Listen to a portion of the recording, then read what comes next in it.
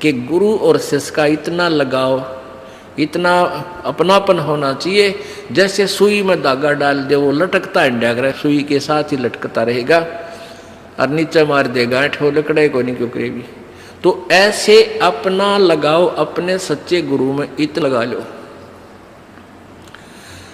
तो ये हुआ गुरु शिष्य का प्रेम, गुरु शिष्य का जो ना आपस में संबंध।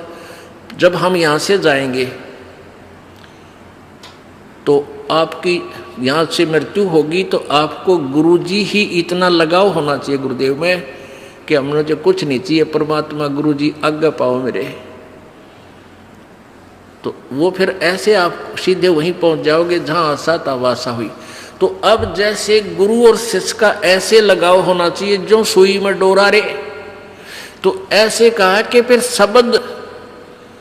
शब्द गुरु चित चेला रे।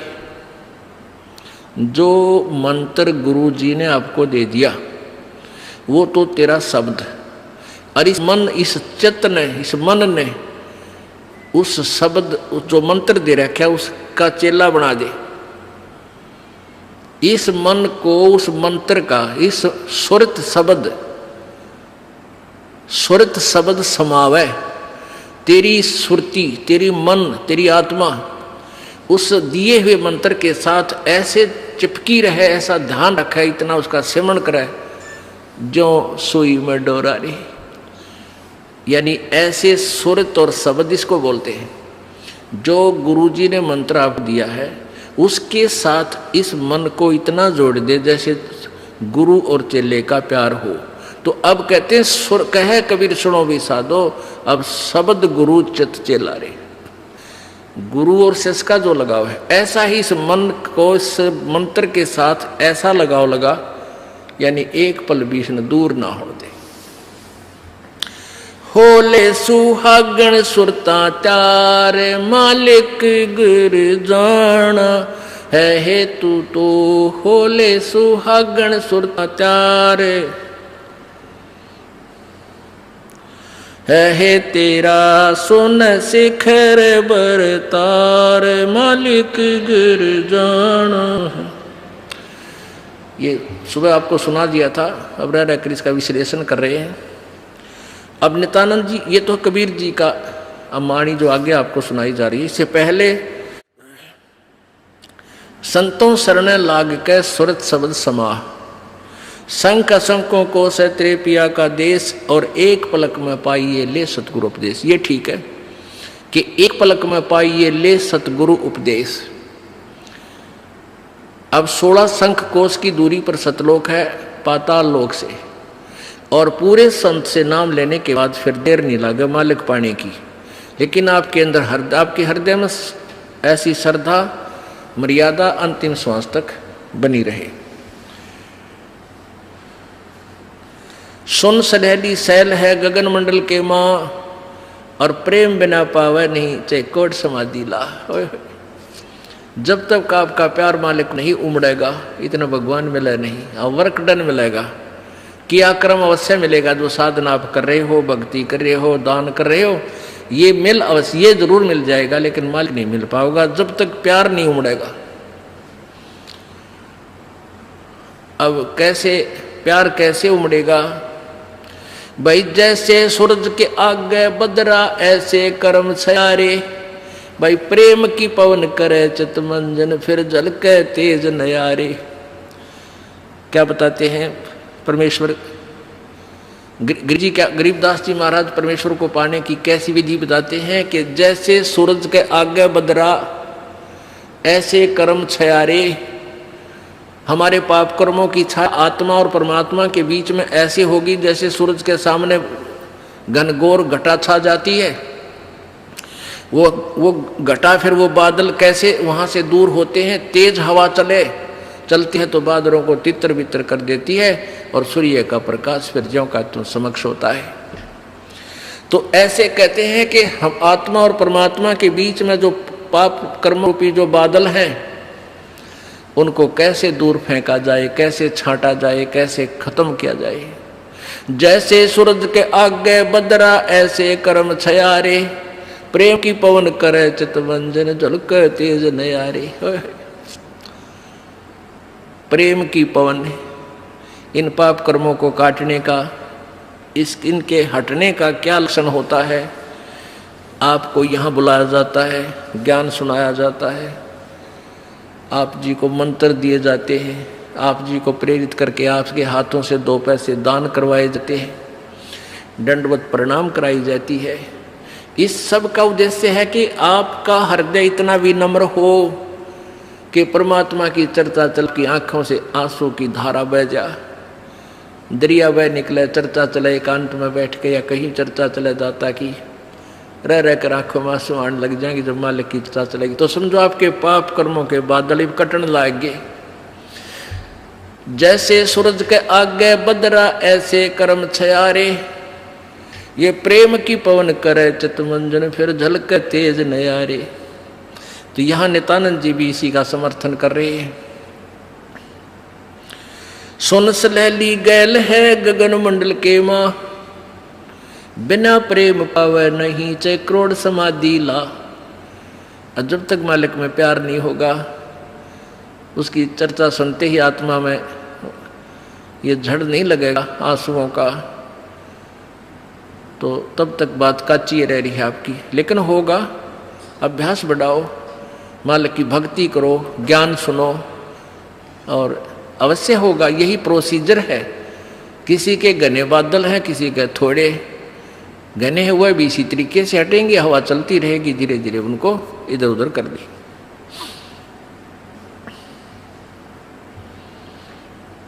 अब आपको बताया था कि जैसे नित्यानंद जी स्वर्ग सत्र के प्लेयर थे। अब जैसे डिस्ट्रिक्ट लेवल पर यानी जिला स्तर पर बच्चे खिलाड़ी खेल खेलते हैं, नियम वही होते हैं उनकी एक ही जैसे, और जो राज्य स्तर पर खेलते हैं उनके भी नियम वही होते हैं, लेकिन लाभ गणा होता है। और जो राष्ट्रीय स्तर पर खेलते हैं नियम उनके भी वही होते हैं, और जो इंटरनेशनल लेवल पर खेलते हैं नियम उनके भी वही होते हैं। तो नित्यानंद जी जो बता रहे हैं ये वही नियम वही है। अब क्या बताया उस परमात्मा की यहाँ जाने का। परमेश्वर क्या बताते हैं, होले सुहागण सुरता त्यार तुझे मालिक घर जाना है। अब सुहागण कौन है और कुंवारी कौन है? जिन आत्माओं को पूर्ण परमात्मा संत से प्रभु का नाम नहीं मिला तो वो तो कुंवारी है, और जिनको परमात्मा का नाम मिल गया उनकी सगाई होगी परमात्मा से, गुरु बिचौले ने उनकी सगाई करवा दी। अब जिनको परमात्मा का नाम मिल गया तो आपकी सगाई होगी उस मालिक से, पूर्ण परमात्मा से, और गुरु बिचौले ने आपका यू नाता जोड़ दिया। तो इसलिए कहा कि होले सुहागण सुरता त्यार, जो उपदेशी आत्माएं हैं वो सुहागण हैं, और जिन्हें नाम नहीं लिया है वो अभी कुंवारी है। और जो सुहागण होगी जिसकी सगाई हो जाएगी तो वही आशा कर सकती है पिया के घर जाने की। कुंवारी का भी कोई ऊद सूद नहीं होती, लेकिन तरीका यही है पिया के घर जाने का, उनको भी सगाई करवानी पड़ेगी, नाम लेना पड़ेगा, गुरु बनाना पड़ेगा। तो उन सुहागन आत्माओं को, उपदेशी आत्माओं को परमात्मा कहते हैं होले सुहागण सुरता त्यार तन मालिक घर जाना है। अब तुझे वहां जाने का तेरा काम बन गया, यानी स्टार्ट हो गया ये प्रोसीजर। ब्याह भी होगा, सगाई हुई है तो ब्याह भी होगा, ब्याह होगा तो फिर सारा काम होगा, पति के घर भी जाएंगे। तो हम स्टार्ट कर चुके हैं, हमारा काम शुरू हो गया। फिर क्या बताते हैं, होली सुहागण सुरता त्यार तुझे मालिक घर जाना है, तेरा सुन शिखर बरतार। सुन शिखर यानी शिखर माने चोटी में, सुन माने सब जहां कोई और नहीं, केवल वही एक मालिक और उसका लोक है। सबसे टॉप मोस्ट प्लेस पे वहां तेरा पति, तेरा भरतार, तेरा मालिक है। सतलोक में सत्य पुरुष है। वहां क्या बताते हैं, रंग महल में रास विलास अपार है, चलो सकी उस देश सुकंत हमार है। उस रंग महल में सारे ठाठ बाट हैं सतलोक के अंदर, और चलो सखी वहाँ अपना वो मालिक पति है, वो अपना कंत है, अपना प्रभु स्वामी मालिक है, उस लोक में चलो। नहले धोले ओढ़ पैर लेकर 16 सिंगार, आज नहीं ते तड़के परसों तेरे आवेंगे लड़ियार। अब नहाना क्या है, धोना क्या है, इस सत्संग रूपी दरिया में, गंगा में अपने अंतःकरण के मैल साफ करे। ओढ़ पैर ले, यहाँ क्या ओढ़ना है, क्या पहनना है, कौन से आभूषण है कि साधु जैसा भाव आपके अंतःकरण का दिखे, भक्ता के से लक्षण हो, ये तरह ओढ़ना है। और सील, संतोष, विवेक, दया भाव है, ये इस प्रकार के 16 तरह आभूषण है जो एक जैसे लड़कियां वैसे ही उदाहरण देने पड़ते हैं उन्हीं के आधार से। लड़कियां शादी जब हो जाती है तो आभूषण पहनती हैं इसलिए कि तू अपने पति को अच्छी लगेगी।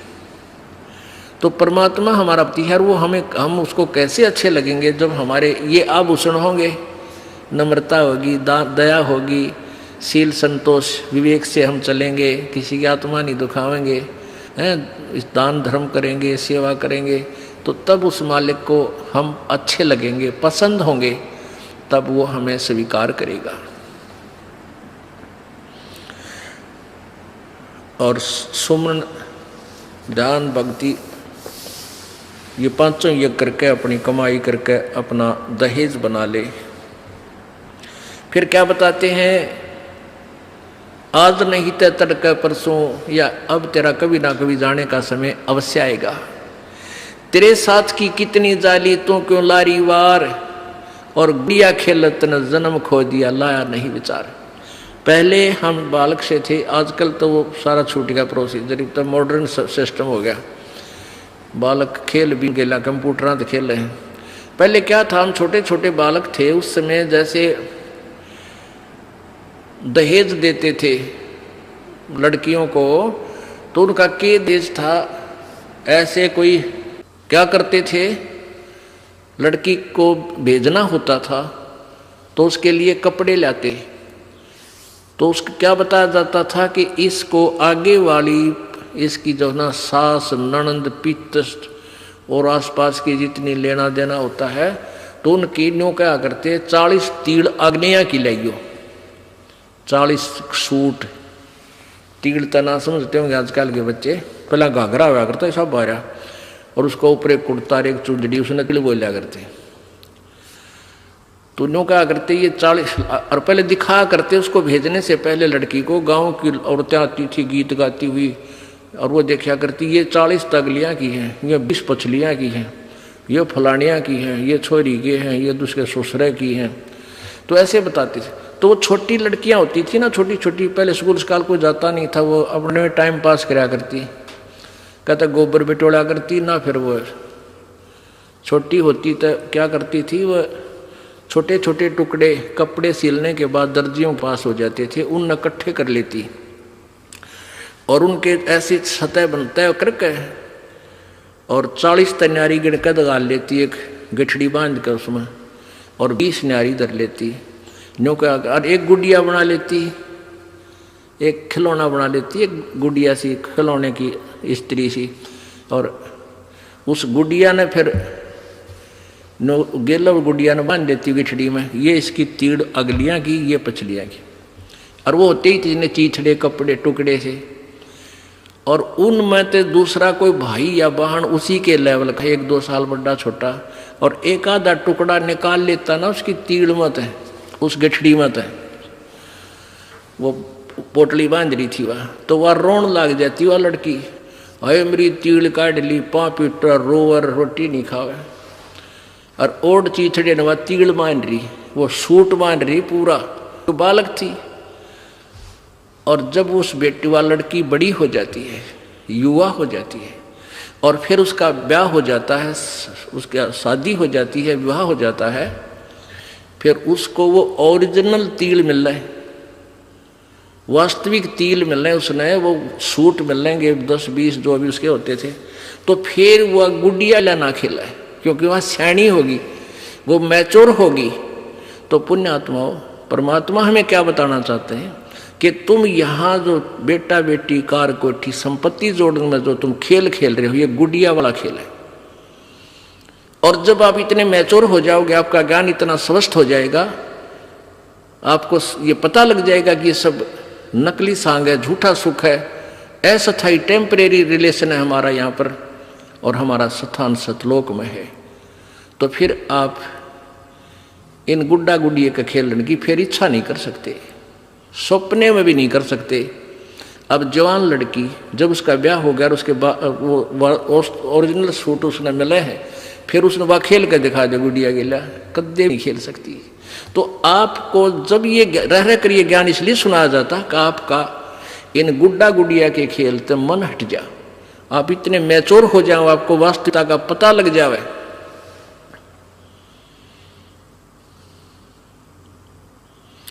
तेरे साथ किए कितनी जाली, तू क्यों लारी वार, गुड़िया खेलत जन्म गवाया, लाया है नहीं विचार, मालिक के घर जाना है।